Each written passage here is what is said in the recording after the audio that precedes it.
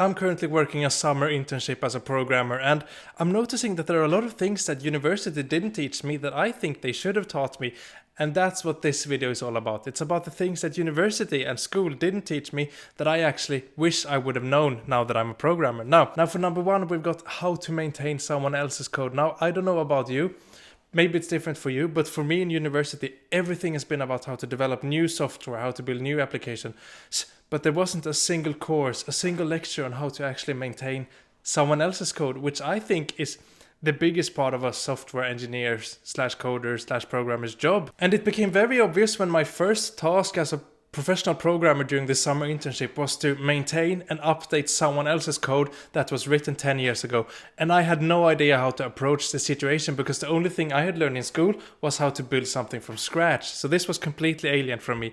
And I would have loved to have a lecture or an entire course about how to actually go through this process, what mindset to have, that kind of thing. Now, I've got a full video on this channel. I don't know if it's been released yet. It may come out soon. In that case, subscribe, in which I actually go through how to maintain someone else's code. I think the video is called Full Guide to Your First Coding Job, that kind of thing. And you can watch that if you want to know everything you need to know about starting a first programming job, particularly if you're coming from the university / school world, essentially. So that was number one, how to maintain someone else's code. Number two is version control, Git, GitHub, that kind of thing, where we keep track of development. Now, if you don't know what Git is, it's a way to keep track of who's coded what rows they've added to the application, when they added it, and also like what bug or what feature request they added. So it's a way to organize our code. It's very important. It's essential for every developer, and I was never taught it in university. And I just wish they would have put a couple of hours, maybe a full week, into teaching us how to actually use Git.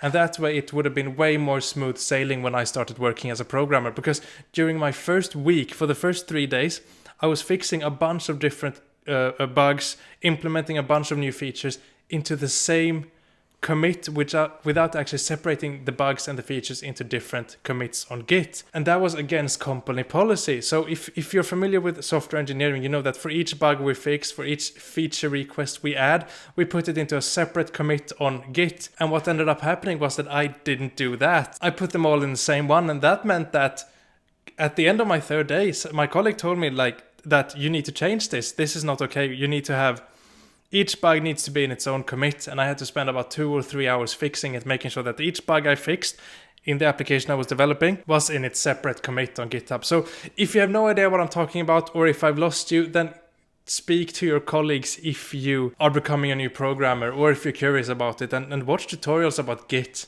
Because it's a skill you will undoubtedly have a big use of if you're a programmer. It's used everywhere by everyone, so don't skip out on that. Moving on to number 3, and that's proper education in soft skills, such as communication, empathy, and patience, which are things that are really important as developers. We need to be able to not only write good code, obviously, but there's this entire thing about soft skills that we need to be good at as developers as well. For example, communication. When we have to work with others, we have to do teamwork, we have to get along with others, we have to be able to explain and effectively communicate our ideas to others, and also listen to their ideas effectively. And that's something I would have loved an entire course or maybe a week dedicated to, the soft skills that are important for a programmer. Also, something that I definitely didn't have the right mindset about was patience, which is something that we need to have a lot of as programmers. When we work in a professional environment, things are slower than when we're working on our own hobbies or school projects and that kind of thing, because we need to do code reviews, we need to keep track of Git, we may have to ask others who aren't available at the time, and that kind of thing just slows us down a bit, and that's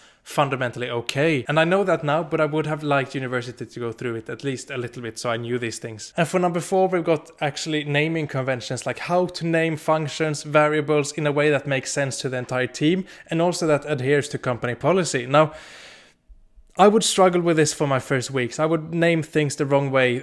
I would name variables in a way that I thought makes sense, but that didn't actually align with how colleagues expected it to be, and I would have to go back and redo it during code reviews. And it would have been good if lectures and university covered the basics on how to name our variables and functions, because that's something we do a lot, and we don't really want to clutter our code with a lot of comments and stuff like that. We want our variables and functions to be self-explanatory, and this is something that could have been covered in a really short lecture, and I would have been more prepared the day I actually got to my first job as a programmer. As for how to name your variables and functions, I would say to ask your colleagues, and they will give you a definitive answer to how it works at your workplace. And if you're developing your own project on your own free time, then name it in a way that makes sense for you. That's how I would approach this situation if I was new. For number 5, how to write readable and good quality code. Now, for university assignments, they're usually graded on if they work and if they fulfill the assignment specifications. Like, does the application work?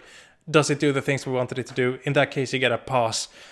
But it doesn't actually take into consideration the quality of the code, the naming of the variables, the structure, the organization, which I think is very, very weird. Now in hindsight, I realize how bad and how stupid that is, because that means that you can go through multiple years of education writing shit code, and as long as it works, you're fine. And if you're that kind of person, the moment you reach the real world and when your code actually has to pass colleague code reviews, then you'll be in real trouble, because you'll have to rethink the entire thing because you've learned in the wrong way from scratch. So I would have loved if there was more emphasis on writing high quality code in university as well. And if you want to know more about this, you can check out the video I mentioned before, which is the full guide on how to start your first coding job, which has either already come out or it will come out soon.